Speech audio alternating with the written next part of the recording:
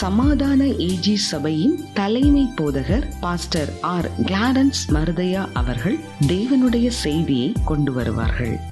கிறிஸ்துவுக்குள் அன்பானவர்களே, இந்த நாளிலேயும் இந்த ஊடகத்தின் மூலமாய் உங்களை சந்திப்பதில் மகிழ்கிறேன்.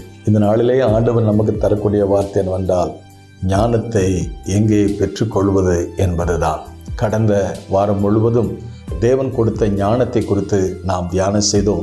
இன்றைக்கும் அந்த ஞானத்தை நாம் எப்படி பெற்றுக்கொள்வது என்பதை வேதம் காட்டும் வழிமுறைகளை கற்று நாமும் ஞானத்தை பற்றி ஞானவான்கள் ஆகாய மண்டலத்தின் ஒளியைப் போலவும் அநேகரை நீதி உட்படுத்தினவர்கள் என்றென்றைக்கு பிரகாசிக்கிற நட்சத்திரங்களைப் போல இருப்பார்கள் என்று சொல்லி தானியேல் புஸ்தகம் 12ஆம் அதிகாரத்தில் சொல்லப்பட்டபடி நம்மையும் கர்த்தர் பிரகாசிப்பாராக. இந்த ஞானம் எப்படி எங்கே பெற்றுக்கொள்வது என்பதை குறித்து யோபு சொல்லும்போது சொல்கிறார், வெள்ளிக்கு விளைவிடம் உண்டு, பொன்னுக்கு புடமிடம் உண்டு, ஆனால் இந்த ஞானத்தை நாம் எங்கே பெற்றுக்கொள்வது?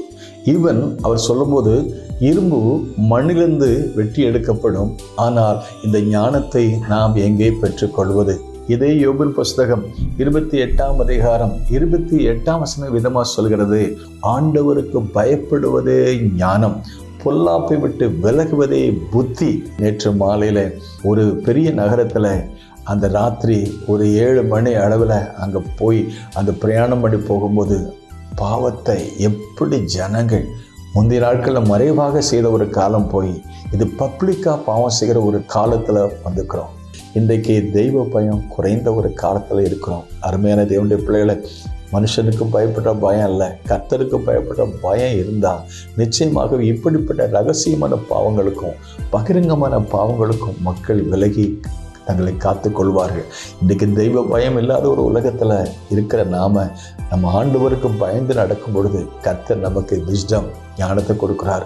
அந்த ஞானத்தின் மூலமாக பொல்லாப்பை விட்டு விலகிற அன்றைக்கு யோசேப்பு பாவம் செய்கிற ஒரு சூழ்நிலை வந்த பொழுது, நான் கர்த்தருக்கு பயப்படுறதுனால நான் கர்த்தருக்கு விரோதமாய் பாவம் செய்வது எப்படி என்று பாவத்தை விட்டு விலகி ஓடின ஒரு காலம் இருக்க, இன்னைக்கு பாவத்தை நோக்கி ஓடுகிற ஒரு காலத்துக்கிறோம்.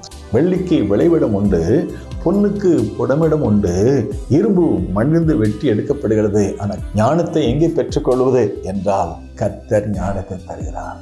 அவர் வாய் நின்று அறிவும் புத்தியும் வரும். அவர் நீதிமான்களுக்கென்று மெய் ஞானத்தை வைத்துக்கிறார். தெய்வீக ஞானம், மனுஷ ஞானம் இருக்கிறது, லௌகீக ஞானம் இருக்கிறது, ஆனால் பரத்திலிருந்து வரக்கூடிய ஞானம், அந்த ஞானமாக இயேசுவை நாம் பெற்று நாம் அவரை குறித்து அதிகமாக அறிந்து ஒன்றான மெய் தேவனாகி உம்மையும் நீர் அனுப்பினவராய் இயேசு கிறிஸ்துவையும் அறிவதே நித்திய ஜீவன். தற்காலிக உலகத்திற்கு மட்டுமல்ல, நித்திய உலகத்திற்கு அவன் பரிசுத்தமான பாதையில கொண்டு செல்வதற்கும் கர்த்தர் ஞானத்தை தருகிறாரே, அவரிடத்திலே பெற்றுக்கொள்வோம். ஆகவே இந்த ஞானத்தை எப்படி பெற்றுக்கொள்வது என்று சொல்லி அவரே ஞானத்தை கொடுக்கிறார் என்று சொல்லி வேதம் சொல்கிறது. அப்படியானால் எப்படி பெற்றுக்கொள்வது? இதையும் புஸ்தகம் 1ஆம் அதிகாரம் 7ஆம் வசனம் சொல்கிறது, கர்த்தருக்கும் பயப்படுதலே ஞானத்தின் ஆரம்பம். அருமையான தேவனுடைய பிள்ளைகளை, இந்த நிகழ்ச்சியை கவனிக்கிற நீங்கள் யாராக இருந்தாலும் அதிகாரத்துக்கு பயப்படுவதாக இருக்கலாம், மனுஷனுக்கு பயப்படுவதாக இருக்கலாம், ஆனால் கர்த்தருக்கு பயப்படுற பயத்தினால நாம் அவரை பின்பற்றுவோம், அன்பினால் அவரை பின்பற்றுவோம், அவருடைய வசனத்தை கீழ்ப்படுத்த அவரை பின்பற்றுவோம். அவரையே பெற்று அவருடைய நாமத்தை மகிமைப்படுத்த கர்த்தர் நமக்கு உதவி செய்வாராக. May God bless you.